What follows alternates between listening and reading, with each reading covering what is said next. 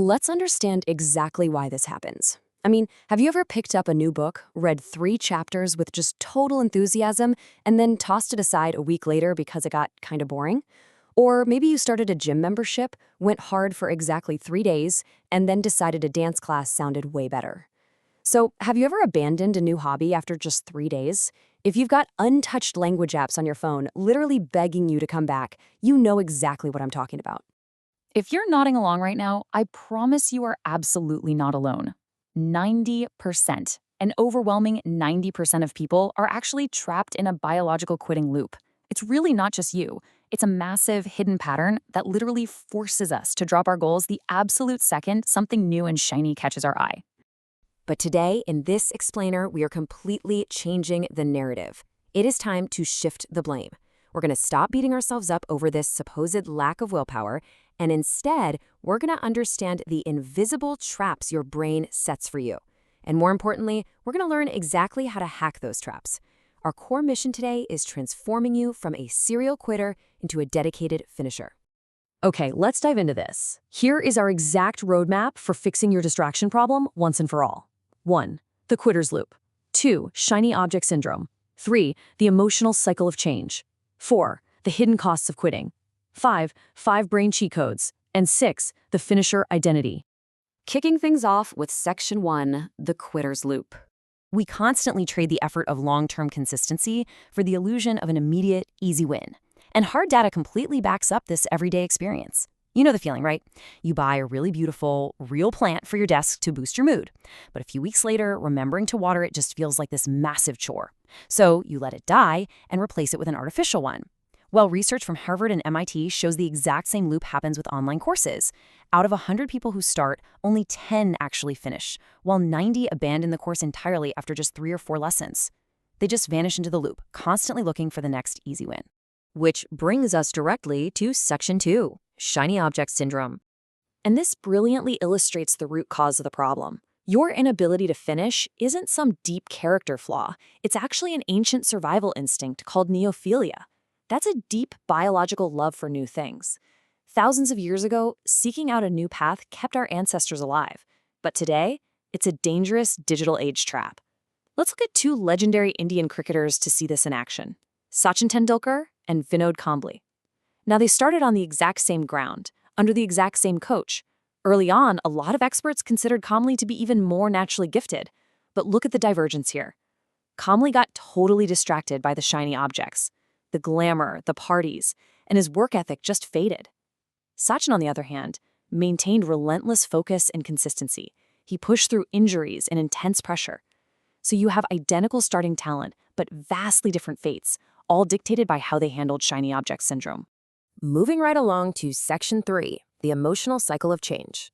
To beat this syndrome, we really have to map out your brain's psychological journey. We need to see exactly where the manipulation happens. So there are 5 stages to any new project. Stage 1 is uninformed optimism.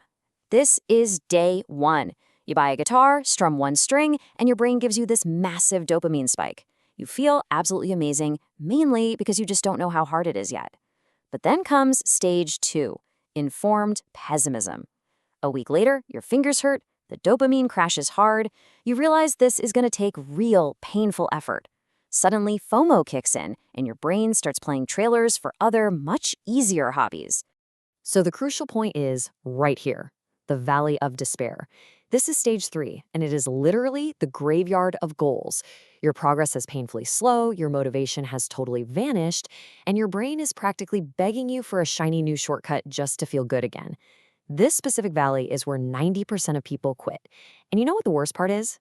When you quit to start something new, your progress just resets back to 0, and you march right back into another valley. We really need to snap out of this. So, Section 4, the hidden costs of quitting. It's time to consider the invisible damage you're doing to your own potential every single time you hit the exit button. Let's rapid fire through these devastating costs. First up, you're actively training the quitting muscle. Your brain actually learns to look for the exit door instead of pushing through. Second, you become a permanent beginner. You know a tiny bit about 10 different things, but you're an expert in absolutely nothing. Third is the debt of half-finished dreams. You're draining your money and thousands of hours on courses and tools you just never finish. Fourth, you fall for the illusion of motion versus momentum. You feel super busy jumping from idea to idea, but you're basically a rocking chair, moving really fast but going absolutely nowhere. And finally, shrinking ambition. You start to quietly compress your own goals, settling for way less just because you've lost trust in your own ability to follow through. All right, it is time to flip the script. Section 5, 5 brain cheat codes. How do we actually hack our wiring? Let's look at the ultimate playbook used by the top 10%. Cheat code number 1 is the parking lot, or conversationally, the Chul Sheet, basically an itch list. When you're working hard and suddenly get this brilliant, shiny new idea, your brain demands dopamine right then and there. But don't act on the idea.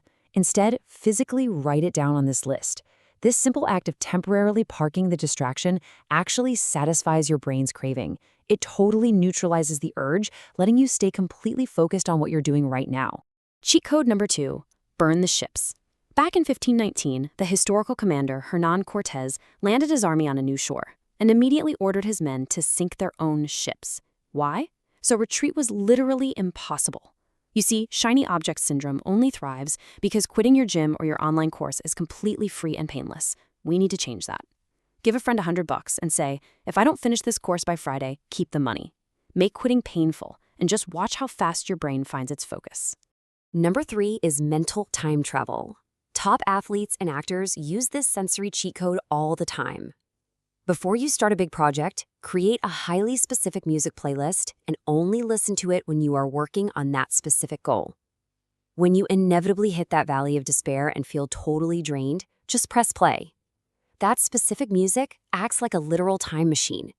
It triggers your brain's memory of that high-energy, excited day 1 state and successfully pulls you right out of the slump.